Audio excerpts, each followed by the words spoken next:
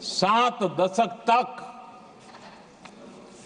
Jammu and Kashmir और लद्दाख उसे संविधान के अधिकारों से वंचित रखा गया।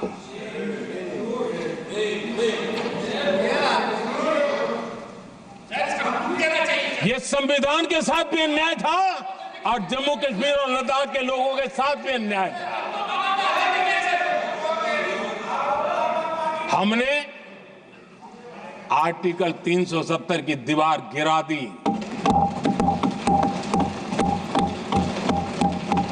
अब जम्मू कश्मीर और लद्दाख के उन राज्यों को, देशवासियों को जो अधिकार हैं, वो अधिकार उनको मिल रहे हैं। और संविधान का महात्म्य हम जानते हैं, संविधान की भावना को जीते हैं, इसलिए ऐसे मजबूत निर्णय भी हम करते हैं। आदरणीय अध्यक्ष जी, हमारा संविधान हमें भेदभाव करने का अधिकार नहीं देता है।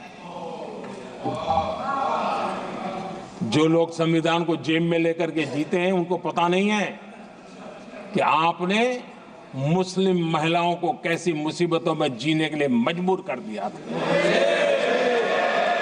हमने ट्रिपल तलाक का खात्मा कर करके संविधान की भावना के अनुरूप मुस्लिम बेटियों को हक देने का काम किया है, समानता का अधिकार दिया है।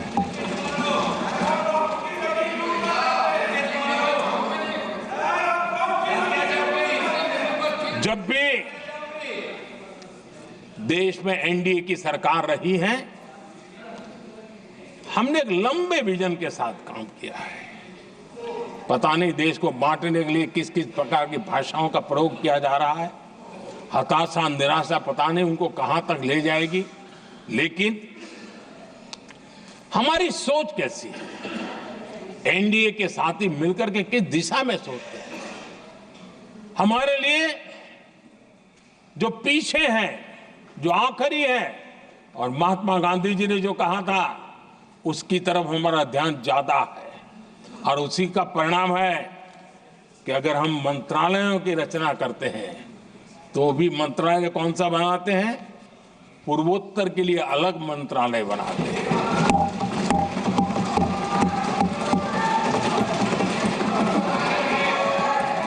हम देश में इतने साल हो गए, अटल जी आए तब तक किसी को समझ नहीं आया था। भाषण तो देते रहते हैं, आदिवासियों के लिए अलग मंत्रालय एनडीए ने बनाया। आदरणीय अध्यक्ष जी, हमारे दक्षिण के राज्य समुद्री तट से जुड़े हैं। हमारे पूर्व के कई राज्य समुद्री तट से जुड़े हैं। वहां के समाज में फिशरीज का काम और फिशरमैन की संख्या बहुत बड़ी तादाद में है। उनका भी ख्याल रखना चाहिए। और जमीन के भीतर के छोटे पानी के जो इलाके रहते हैं, वहां भी फिशरमैन के रूप में काम करने वाले समाज के आखिरी तबके के लोग हैं। ये हमारी सरकार है जिन्हें फिशरीज के लिए अलग मंत्रालय बनाया।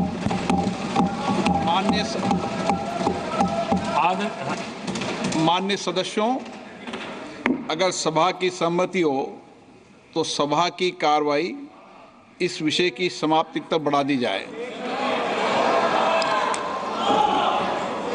माननीय प्रधानमंत्री जी। आदरणीय अध्यक्ष जी, समाज के दबे कुचले वंचित लोग, इनके अंदर एक सामर्थ्य होता है। अगर स्किल डेवलपमेंट पर बल दिया जाए तो उनके लिए नए अवसर बन सकते हैं, उनकी आशा आकांक्षा के अनुरूप जिंदगी बना सकते हैं। और इसलिए हमने अलग स्किल मंत्रालय बनाया। आदरणीय अध्यक्ष जी, देश में लोकतंत्र का पहला धर्म होता है कि हम सत्ता को सामान्य से सामान्य नागरिक तक उसका अवसर मिले।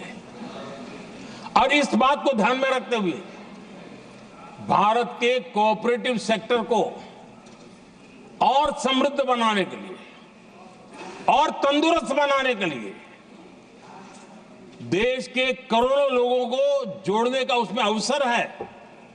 अनेक क्षेत्रों में कोऑपरेटिव मूवमेंट को बढ़ाया जा सकता है और उसको ध्यान में रखते हुए हमने अलग कोऑपरेटिव मंत्रालय बनाया।